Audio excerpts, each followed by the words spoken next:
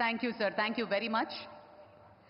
ఆంధ్రప్రదేశ్ అభివృద్ధికి నాదీ పూచి అంటూ మొదటి నుంచి పనిచేస్తున్నారు. అభివృద్ధికి మార్గనిర్దేశం చేస్తున్నారు. కేంద్రం నుంచి రాష్ట్రానికి ప్రాజెక్టులు తీసుకురావడానికి తన వంతు కృషి చేస్తున్నారు. అవినీతి రక్కసిపై పోరాటం చేస్తూ ప్రజల సంపద ప్రజలకే చేరాలన్న పోరు బాటలో ఆయన ముందు నిలుస్తున్నారు. అధికారాన్ని చేపట్టిన నాటి నుండి నేటి వరకు ఎప్పుడూ కూడా సంక్షేమమే ఆయనది. నిత్యం ప్రజలకి అందుబాటులో ఉంటూ వారి ఆకాంక్షల మేరకు పాలన సాగిస్తూ ఉన్నారు. ఎన్నికల్లో ఇచ్చిన హామీలు ఏ విధంగా భరోసా ఇచ్చారో అదేవిధంగా ఆంధ్రప్రదేశ్లో యువతను మేల్కొల్పే బాధ్యతను కూడా తీసుకున్నారు. పాలనపై పూర్తి స్థాయిలో దృష్టి పెడుతూ ఆంధ్రప్రదేశ్ను నవ్యాంధ్రగా తీర్చిదిద్దే క్రమంలో అలుపెరుగని బాటసారి మన ఉప ముఖ్యమంత్రి వర్యులు శ్రీ పవన్ కళ్యాణ్ గారిని మాట్లాడవలసిందిగా మనవి చేస్తున్నాం.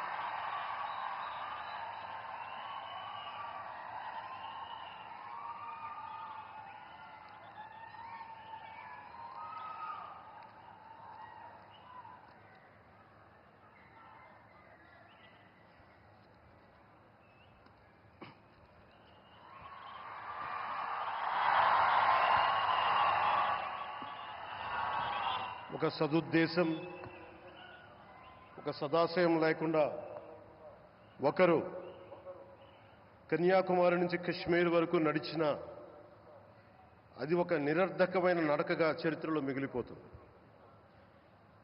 కానీ ఒక సదాశయంతో, ఒక సత్సంకల్పంతో ఇంకొకరు కన్యాకుమారి నుంచి కశ్మీర్ వరకు ప్రజలందరితో మమేకమై వారందరినీ ఏకతాటిపైన నడిపిస్తే అది ఆత్మనిర్భర భారత్ అవుతుంది.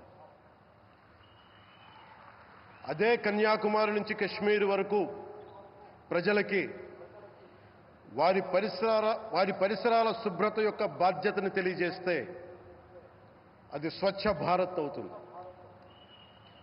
అదే కన్యాకుమారి నుంచి కశ్మీర్ వరకు ప్రజల గుండెల్లో దేశభక్తి, ధైర్య సాహసాలతో నింపితే అది పటిష్టమైన, బలిష్టమైన భారతం అవుతుంది.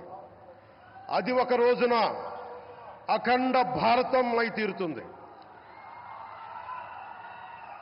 ఒక బలమైన భారత్ కోసం, ఒక దృఢమైన దేశం కోసం, జగత్తంతా వసుదైక కుటుంబం అనే భావన కోసం 4.5 దశాబ్దాలుగా పరితపిస్తూ, పరిశ్రమిస్తూ ఆ దారిలో ఎదుర్కొన్న ప్రతి పరాజయాన్ని, పడ్డ ప్రతి అవమానాన్ని నవ్వుతూ స్వీకరిస్తూ వాటినే విజయాలకి ఇంధనంగా వాడుకుంటూ దేశాన్ని అభివృద్ధి పథంలో నడిపిస్తూ భారతదేశాన్ని ప్రపంచంలోనే 3వ బలమైన ఆర్థిక వ్యవస్థగా తీర్చిదిద్దేలా నడిపిస్తున్న మన ప్రియతమ ప్రధాని, మన గౌరవ ప్రధాని శ్రీ నరేంద్ర మోదీ గారికి నా తరపున 5 కోట్ల మంది ఆంధ్రప్రదేశ్ ప్రజల తరపున నా హృదయపూర్వక నమస్కారాలు.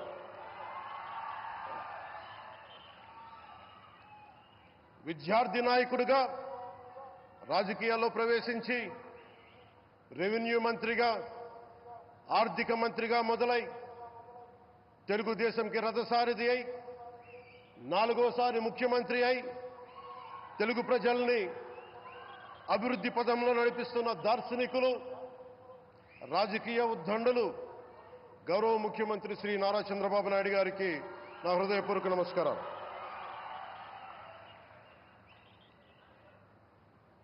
తోటి మంత్రివర్గ సహచరులైన ప్రతి ఒక్కరికి, నారా లోకేష్ గారికి,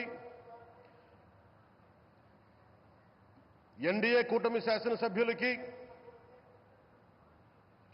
నాయకులకి, బీజేపీ నాయకులందరికీ పేరు పేరున నా నమస్కారాలు. కార్యకర్తలకి నా హృదయపూర్వక నమస్కారాలు. బీజేపీ నాయకురాలు శ్రీమతి పురంధేశ్వరి గారికి నా హృదయపూర్వక నమస్కారాలు.